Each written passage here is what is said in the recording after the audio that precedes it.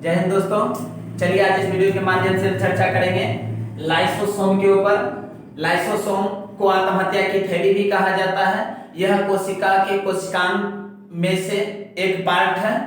तो अब हम जानते हैं इसका खोज किसने किया था और इसको हम किस नाम से जानते हैं वो भी पहले जान लीजिए। सिक्रेटरी वेसेल्स के नाम से भी इसे जाना जाता है। अब इसका खोज जंतु कोशिका में किया गया था, ठीक है। यानी हम कह सकते हैं यूकेरियोटिक कोशिका में इसका खोज हुआ था। अब देखिए इसका खोज सर्वप्रथम क्रिश्चियन डी डॉर्वे साहब ने किया था। कब किया था? 1958 ईस्वी में इसका खोज किया गया था, ठीक है। इसका आकार जब माइक्रोस्कोप से देखा गया तो यह गोलाकार संरचना के रूप में था, ठीक है। जैसे हम ये इस चित्र के माध्यम से आप लोगों को कैसे दिख रहा था वो ये चित्र के माध्यम से हम दर्शा दिए, देख लीजिए। इसके आकार गोलाकार रूप में था। इसका निर्माण ईआर एवं गोल्जी काय के द्वारा होता है। अब देखिए ईआर क्या हो गया, गोल्जी काय क्या हुआ। तो ईआर जो है एंडोरेटिकुलम होती है, ठीक है। इसका वीडियो हम पहले बना चुके हैं, अगर जो बच्चे नहीं देखे वो देख ले, ठीक है। समझने में आसान होगी। किसी भी प्रकार के एग्जाम में अगर लाइसोसोम से अगर प्रश्न पूछ दे तो ऐसा एक भी प्रश्न जो भी प्रश्न पूछे वो ऐसा नहीं होगा कि जो इस वीडियो में नहीं मिलेगा आपको, ठीक है। इस बात की गारंटी है कि आपका हर प्रश्न का जवाब लाइसोसोम से अगर पूछा हुआ होगा तो इसमें मिल जाएगी। अब देखिए ईआर जो होती है एंडोरेटिकुलम होती है। लाइसोसोम के निर्माण में ईआर और गोल्जी काय दोनों महत्वपूर्ण भूमिका निभाती हैं। ये क्या करती है? ईआर लाइसोसोम का जब निर्माण होती है उसके अंदर जो एंजाइम बनता है उस एंजाइम के निर्माण में महत्वपूर्ण भूमिका कौन निभाती है? तो ईआर निभाती है। हम कह सकते हैं लाइसोसोम के अंदर एंजाइम का निर्माण कौन करता है? तो एंडोरेटिकुलम, ठीक है। इसे हम हिंदी में अंतःप्रदवयी जालिका कहते हैं और इसका वीडियो हम पहले बना चुके हैं। अब देखिए गोल्जी काय जो होती है ये झिल्ली का निर्माण करती है। इसके ऊपर जो परत है इस परत का निर्माण कौन करती है? तो गोल्जी काय करती है। अब देखिए लाइसोसोम जो होती है, लाइसोसोम गोलाकार संरचना के रूप में रहती है और उसके ऊपर पतली परत बनी हुई रहती है जिससे आदान प्रदान पदार्थों का होते रहता है। लेकिन इसमें भारी एंजाइम आदान यानी झिल्ली जो होती है उससे पदार्थ का आदान प्रदान होते रहता है। इससे बने जो झिल्ली होती है उसके अंदर जो होती है ये एंजाइम व्यवस्थित रहता है। अब देखिए क्या होता है, इस एंजाइम को यानी हम कह सकते हैं कभी-कभी एग्जाम में पूछ देता है लाइसोसोम जो होते हैं उसके अंदर क्या भरा रहता है। तो अगर एंजाइम नहीं दिया हुआ है तो मैट्रिक्स वहां दे देता है, ठीक है। तो याद रखिएगा लाइसोसोम के अंदर हम कह सकते हैं मैट्रिक्स भरा होता है और इसी मैट्रिक्स के अंदर ये एंजाइम पाए जाते हैं, ठीक है। किसी को कोई दिक्कत? अब चलिए ये मैट्रिक्स क्या होता है कि अब हम बात करते हैं मैट्रिक्स। इस मैट्रिक्स के अंदर जो एंजाइम होते हैं वह इस मैट्रिक्स के अंदर एंजाइम विभिन्न प्रकार के एंजाइम होते हैं और वह एंजाइम क्या करते हैं इसके अंदर जो अवशिष्ट पदार्थ होते हैं उन अवशिष्ट पदार्थों को अपघटित कर देता है और अपघटित कर कोशिका को हमेशा साफ सुथरा रखती है। तो क्वेश्चन यहां से भी बन सकती है कि कोशिका को साफ सफाई का कार्य कौन करती है? तो याद रखिएगा लाइसोसोम करती है, ठीक है।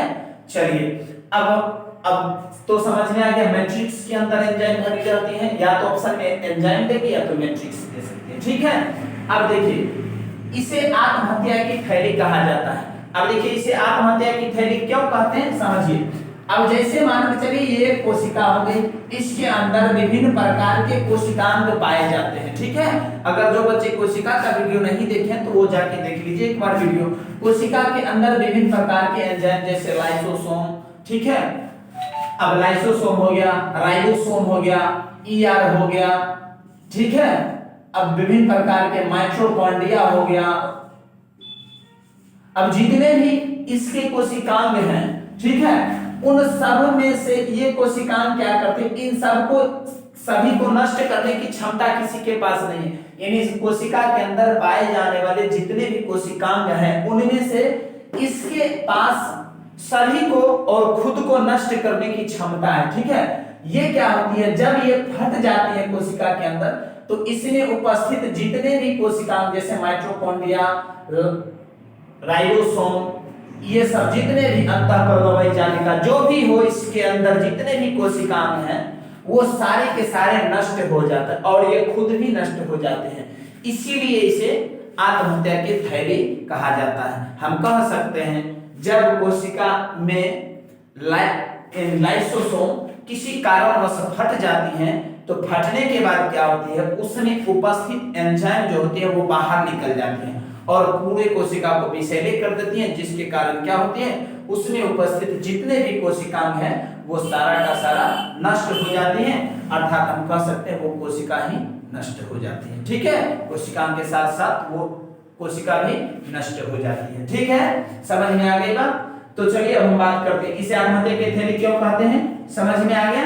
अब देखिए, इसमें उपस्थित विभिन्न प्रकार के जो एंजाइम्स होते हैं, यानी एंजाइम जैसे न्यूक्लिक प्रोटीन, पॉलीसेकेराइड जैसे बड़े बड़े जो इसमें जो उपस्थित एंजाइम होते हैं, ये सब क्या करते हैं, एंजाइम न्यूक्लिक अम्ल जैसे हो गया, प्रोटीन हो गया, पॉलीसेकेराइड हो गया, इनके जो बड़े बड़े टुकड़े होते हैं, इसमें जो उपस्थित एंजाइम होते हैं वो एंजाइम इन सभी के टुकड़े जो बड़े होते हैं उसको छोटे छोटे टुकड़ों में विभाजित कर अपघटित कर देता है। ठीक है, यह जो है जल अपघटन में महत्वपूर्ण भूमिका निभाती है। मतलब ये हुआ कि इसके द्वारा यह जो है विभिन्न प्रकार के अवशिष्ट पदार्थ को नष्ट करके उसे अपघटित कर जल में बदल देता है। यानी इसके अंदर जितने भी जो भी पदार्थ आ जाए वो सबको जल में यानी किसी को भी अपघटित करके वो जल में रूपांतरित कर देता है। ठीक है, अब यह जो है यूकेरियोटिक कोशिका में तो उपस्थित रहता है, लेकिन प्रोकैरियोटिक कोशिका एवं आरबीसी में अनुपस्थित रहता है। याद रखिएगा, यह लाइसोसोम प्रोकैरियोटिक कोशिका एवं आरबीसी में नहीं पाया जाता है। तो ये सब परीक्षा की दृष्टि से महत्वपूर्ण क्वेश्चन बनती है इन सब से। और चित्र तो हम समझा दिया आप लोगों को। इसके अंदर यानी प्रोटीन्स भरे रहते हैं, ये झिल्ली होती है, झिल्ली गोल्गी की बनी होती है। ठीक है, प्रोटीन ट्रांसपोर्ट प्रोटीन होती है, परिवहन का भी काम करती है, एक जगह से दूसरी जगह प्रोटीन्स इसमें तैरते रहते हैं।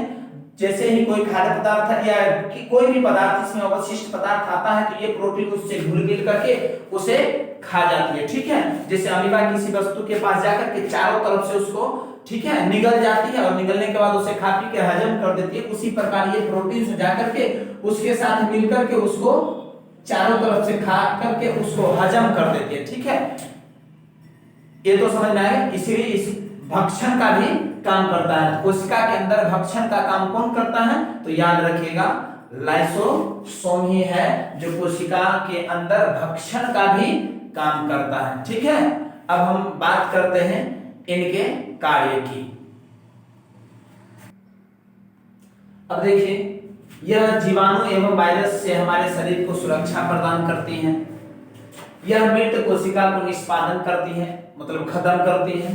चलिए, यह कोशिका विभाजन में भी महत्वपूर्ण भूमिका निभाती है, मतलब एक नई कोशिका निर्माण होती है तो उसमें ये अपनी भूमिका अदा करती है। ठीक है, कोशिकीय पदार्थ को जल में अपघटित करना, यानी इसमें जो यानी व्यवस्थित अवशिष्ट पदार्थ होती हैं उसको खत्म करके लिक्विड में यानी जल में बदल देना। ठीक है, कोशिका के अंदर पाए जाने वाले बड़े बड़े कणों को पाचन भी करता है, यानी बड़े बड़े कणों को अभी हम पहले ही बता चुके, बड़े बड़े कणों को तोड़ करके और उसका पाचन की क्रिया करती है। ठीक है, कोशिका की साफ सफाई रखने का काम कौन करती है, तो लाइसोसोम करती है। आई बात समझ में?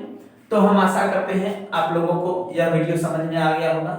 अगर वीडियो अच्छा लगे तो वीडियो को लाइक करें, शेयर करें और चैनल को सब्सक्राइब कर ले ताकि नोटिफिकेशन जो मिले वीडियो का वो पहले मिल जाए अगर हम डालेंगे। तो चलिए फिर मिलते हैं अगले वीडियो में। जय हिंद।